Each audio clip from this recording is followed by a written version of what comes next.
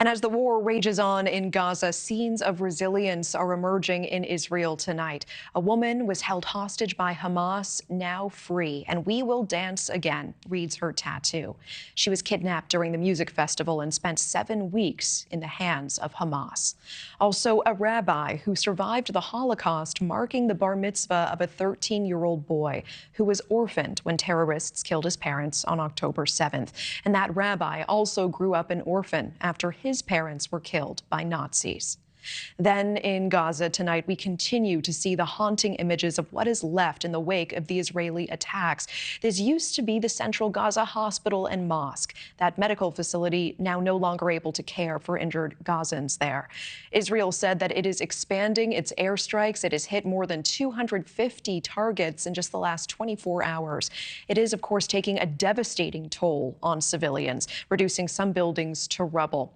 A photographer capturing the cries of desperation, rescuers continuing efforts to try to save those who are trapped, stuck inside a collapsed building.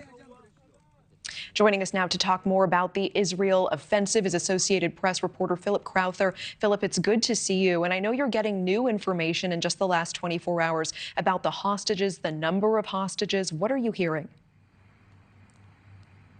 It's the Prime Minister Benjamin Netanyahu's office that says that 117 hostages are still being held by Hamas, and that includes the remains of 20 people who were killed while in custody. We saw over the last 36 hours or so how difficult it is to free those hostages because one man died in Hamas captivity during a failed rescue mission by the Israeli military. That's according to Hamas in the Gaza Strip. The Israeli military does admit that 2 of its soldiers were seriously injured during one of those missions.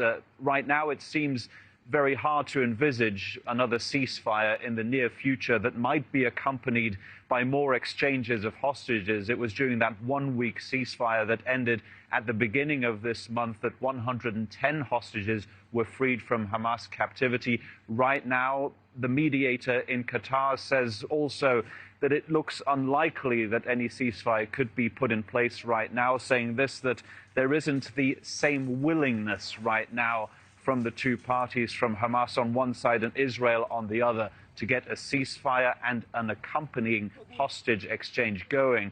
Hamas, of course, would be willing to exchange the hostages it is holding for Palestinians being held in Israeli prisons right now. All right, Philip Crowther on the ground for us tonight. Thank you so much.